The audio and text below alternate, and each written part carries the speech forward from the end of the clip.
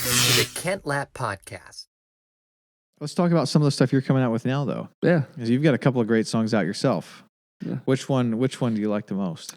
Is that like asking which one of your kids is your favorite? Yeah. I've always loved She's Got the Highway. It's a great song, man. I think that's too because it was the third song that I put out, and whenever I play it live, like the fans love it.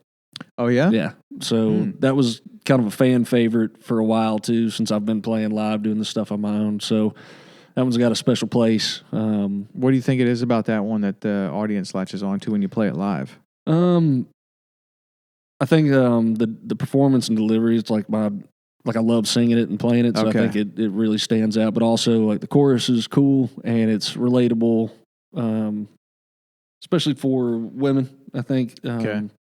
So it's like a positive female song. Yep. Which you don't get a ton of in country music. Yeah.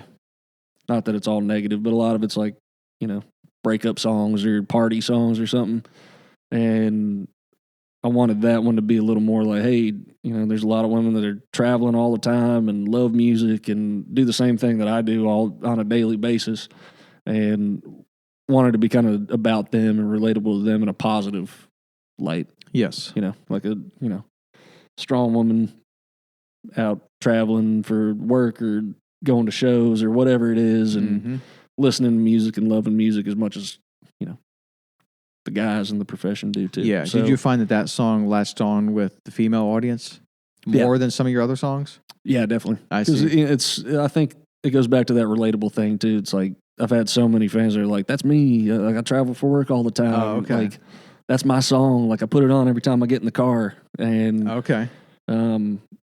that was huge for me, having something that like I wrote and that I perform and that I put out, that I get messages that are like, "That song's about me. I love it. Every time I get in the car, I play it." And that's cool. Yep. Like, people are like, "This gets me through my day." And I'm like, "That's awesome." Yeah. That's why I do it. Yeah, that is great. What are you working on now? More singles or an album or? Working on singles. I think everything's kind of going that way anyways. Is it? Yeah, with people's attention spans, it's kind of tough to sit back for a whole year and put out a record.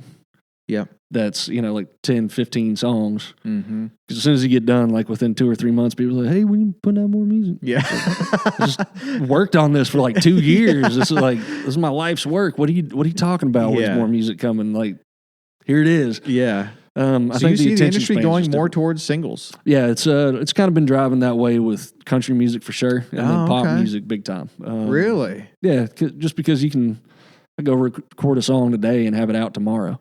Yeah. Like, with the technology that's here, it's not, you don't have to wait very long to get stuff out. So, how everything's algorithm driven, like, whenever you put stuff out and get people liking and sharing and following and doing all that stuff, 6 weeks you do it again, and there's more and more and more. I and see. It's interesting. Okay. It's an attention span thing, I think, too. So, like I said, like, people, there's so much music coming out constantly. You kind of have to keep up with that, and you got to be putting your stuff in the mix as much as possible. I see. Sure, that makes sense. What do you see as the downside to the industry moving more towards singles as opposed to away from albums then? I'm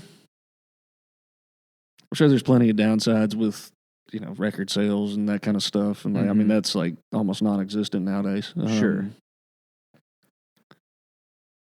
Well, get flooded with a lot of stuff. You gotta, it's a very vast ocean. Now it's like a teardrop in the ocean whenever you put out a song, just because there's so many artists putting stuff out, good or bad. Yeah. Like, it's everywhere around the world every single day. So, I mean, like 20 years ago, you maybe have like 100 records that came out worldwide in a year. So you didn't really have as much competition, I guess. And now there's just so much stuff. Yep.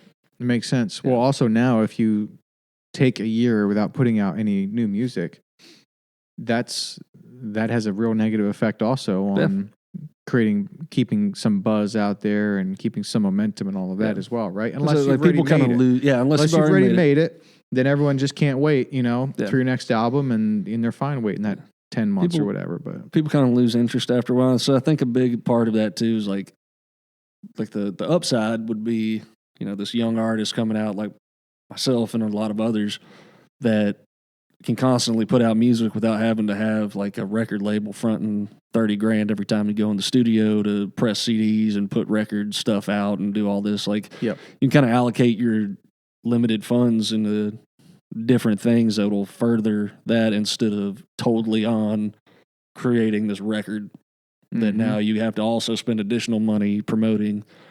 So, yep. That's the plus, I think. You get, a lot easier, I guess, for younger people, younger artists, I should say, to get their music out and be heard and picked up by people. Yep.